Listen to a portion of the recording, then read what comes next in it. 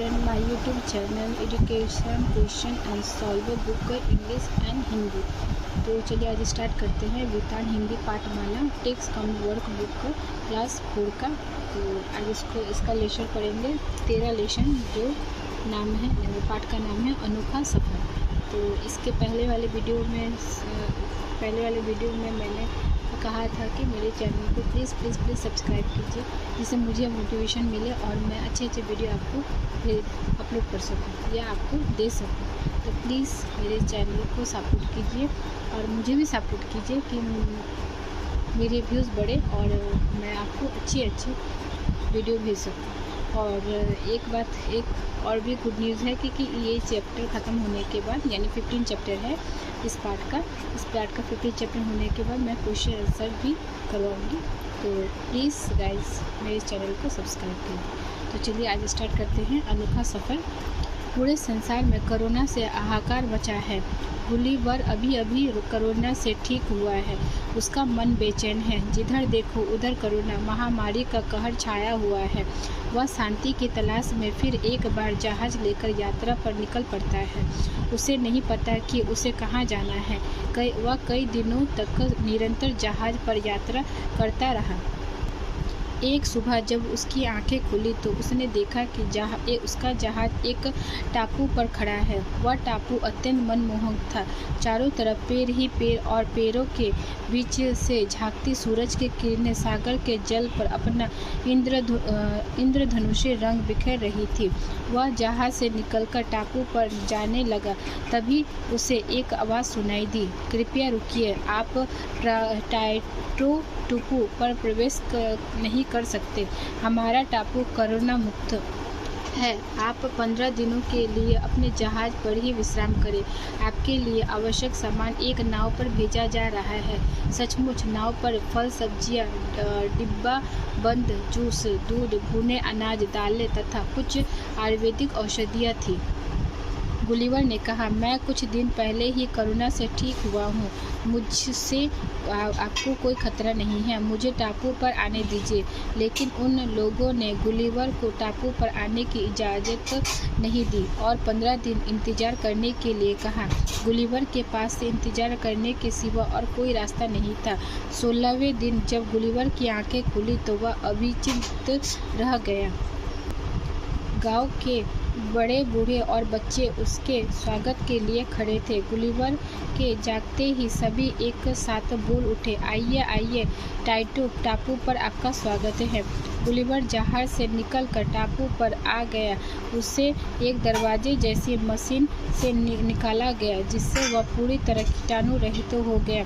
सभी ने गुलिवर से 15 दिनों तक अपने टापू पर आने की इजाज़त न देने के लिए माफ़ी भी मांगी। फिर गुलिवर को एक सजी धजी गाड़ी में बैठाकर अपने गांव तक ले गए। वह गांव व्यवस्थित ढंग से बसा हुआ था।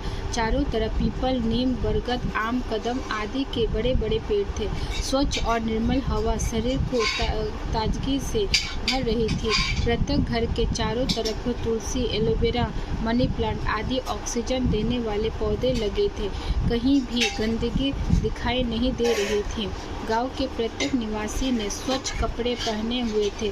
गुलिवर को गांव के मुखिया के घर ले जाया गया। घर के बाहर ही मुखिया के बेटे ने उसे स्वच्छ कपड़े और जूते पहनने के लिए दिए। जब वह नहा धोकर तैयार हो गया तो उसके लिए भोजन परोसा गया। भोजन में दाल, चपाती, अंकुरित अनाज, सलाद और मसाले वाला दूध दिया गया।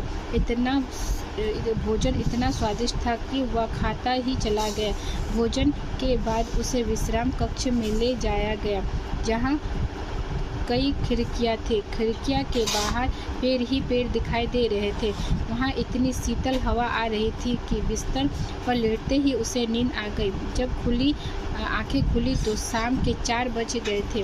उस समय उससे एक विशेष प्रकार की चाय दी गई, जिसे पीते ही उसका आलस दूर हो गया। फिर वह एक मैदान में गया। वहाँ अनेक लोग व्यायाम कर रहे थे। सूरज ढलने से पहले सब घर वापस आ गए। कुछ देर सभी बातचीत करते रहे। फिर रात को भोजन के बाद सभी सोने चले गए। एकाएक रात के 4 बजे घंटे की आवाज़ सुनाई दी। गुलिवर जाग गया। उसने देखा सभी एक मैदान में जमा हो रहे हैं। वह भी उनके पीछे पीछे मैदान में चला गया। वहाँ योग और व्यायाम करवाया जा रहा था। गुलिवर भी उसमें शामिल हो गया। लगभग 1 घंटे तक व्यायाम करने के बाद सभी वापस घर आ गए और अपने दैनिक कार्यों में लग गए। गुलिवर को वहाँ रहते हुए कई महीने बीत गए। वह तो भूल ही गया था कि दुनिया कोरोना से परेशान है।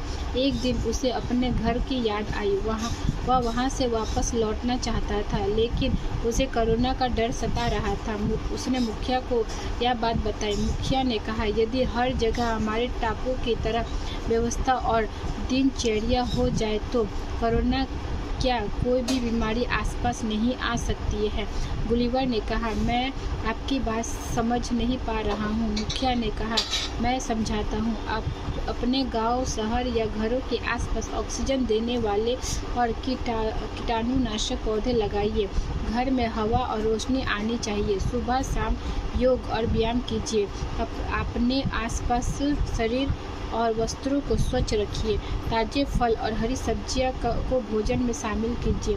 गुलिवर ने कहा, आपने जैसा बताया है मैं सभी को ऐसा करने के लिए कहूँगा और इस संसार को कोरोना से मुक्त करवाऊँगा। अगले दिन गुलिवर अपने देश के लौट गया। मुखिया और गाँव वालों ने गुलिवर को उपहार स्वरूप कई प्रकार के फल, मेवे और औषधियाँ दी।